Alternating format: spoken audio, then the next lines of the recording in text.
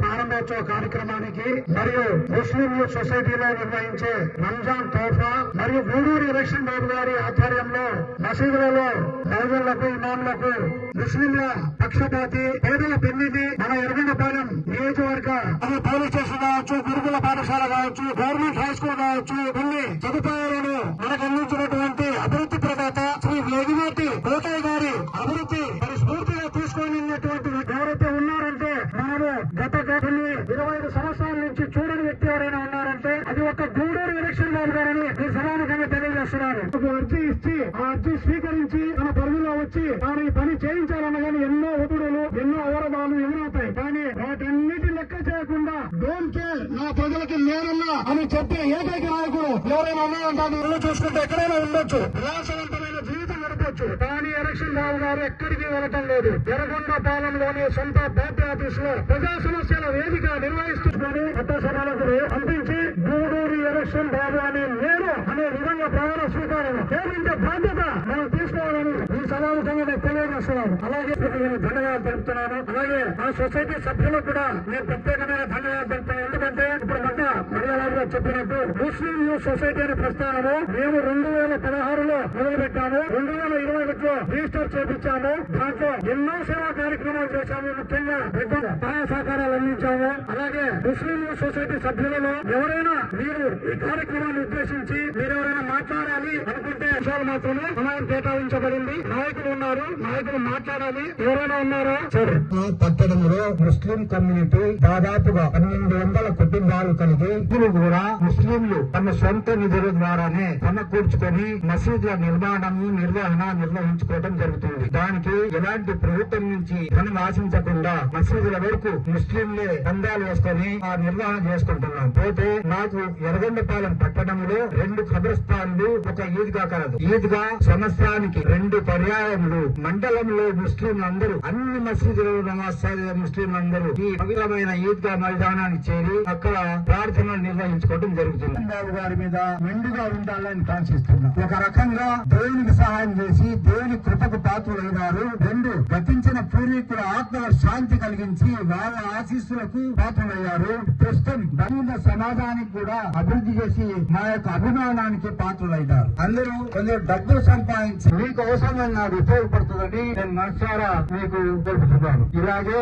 ఆ ఈద్గా మైదానము మండలంలో సుమారుగా 16-17 మసీదులు ఉన్నాయి. 17 మసీదులలో చదివేటోళ్లు పండుగ పవిత్ర దినాన వచ్చి ప్రార్థన చేస్తారు. మా ప్రార్థన మోకాల మీద నుదురు నేలకు ఆనించి చేయాలా. ఆ గుల్కరాళ్లలో మోకాల కిందనో మా నుదురు కిందనో రాయి పడితే అల్లా బదులు అమ్మా అని అంటున్నారు. ఈ బాధ మాకు శక్తి లేక వేసుకుంటున్నాం. గూడూరు ఎలక్షన్ బాబు గారు రోడ్డు శాంక్షన్ చేయగానే అందరూ ఏందబ్బా అడిగిన అన్ని అవుతాయా అనుకున్నారు. రోడ్డు వేసిన తర్వాత ఇదొక ఆశ్చర్యం వచ్చింది. ఏందబ్బా మాట ఇచ్చారు, రోడ్డు కూడా వేశారని. ఇలాగా ఈ రోడ్డు చూసి ఊర్లో ఒక చర్చ, ఒక ఆశ్చర్యమైంది. అలాగే మీరు మా ఈద్గా మైదానాన్ని కూడా మా ప్రార్థన ప్రశాంతంగా చేసుకోవడానికి దోహదపడితే మేము మా సమాజాన్ని పులకరించిపోతుంది. మీరు చేసిన సహాయం ఎన్నటికీ మరిచేది కాదు. 25 సంవత్సరాల పూర్వం కాంపౌండ్ కట్టిన పెద్ద మనిషికి మా ముస్లిం సమాజం ఇప్పటికీ మర్చిపోలేదు. ఈ వేసిన రోడ్లు మీరు ఊర్లో రోడ్లు వేస్తారు. 10 సంవత్సరాల తర్వాత ఆ రోడ్డు కొంచెం చిత్రం అవుతుంది. ఇక్కడ వేసిన రోడ్డు 10 సంవత్సరాల తర్వాత చూసినా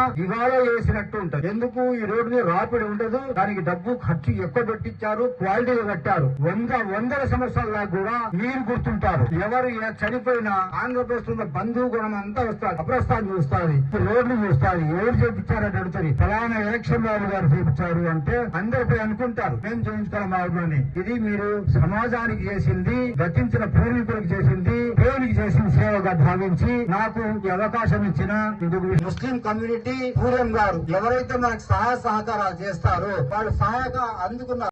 ముఖంలో సంతోషం చూస్తే వాళ్ళ మనసు పోతుంది. మీరు పండుగ సంతోషం జరుపుకోవాలని వాళ్ళు ప్రయత్నం చేశారు. మీరు వాళ్ళకు మనస్ఫూర్తిగా దాన్ని అభివృద్ధి చేయాలని చెప్పేసి నన్ను అడగటం, నేను వెంటనే స్పందించటం, రోడ్డు వేయించడం జరిగింది. చాలా చిన్న విషయం, కానీ ఇది సమాజంలో అతి పెద్ద విషయం. ఇది ఇప్పటికీ దీని మీద ఆలోచన పెట్టిన వాళ్ళు లేరు. నా విషయంలో మసీదులకి, చర్చిలకి, దేవాలయాలకి సేవ చేసేటటువంటి భాగ్యం ఆ దేవుడు నాకు ఇచ్చినందుకు కూడా మీ అందరి తరఫున అల్లాకి నేను ప్రార్థన చేస్తా ఉన్నా. మన మత పెద్దలందరూ కూడా అడిగారు, ముస్లిం పెద్దలందరూ కూడా అడిగారు. ఇంతటి భాగ్యం ఎవరికి దక్కుద్ది చెప్పండి? ఖచ్చితంగా దీన్ని నేను పూర్తి చేస్తా. దీన్ని పవిత్రంగా ఉంచేటటువంటి బాధ్యత నాది. డెఫినెట్ గా మసీదు చేసుకునేటటువంటి ఈ ప్రాంతం అంతా కూడా ఒక మంచి ఆహ్లాదకరమైన వాతావరణాన్ని సృష్టించి తద్వారా మీరు పవిత్రంగా దేవుని ఇంకా కొద్ది సమయం ఇక్కడ గడిపేటటువంటి ఒక ప్రక్రియను మొదలు పెడతామని చెప్పేసి మీ అందరూ కూడా నేను తెలియజేస్తాను. మరి మన ముస్లిం యూత్ మన ఇస్మాయిల్ గారి ఆధ్వర్యంలో చాలా సామాజిక పరమైనటువంటి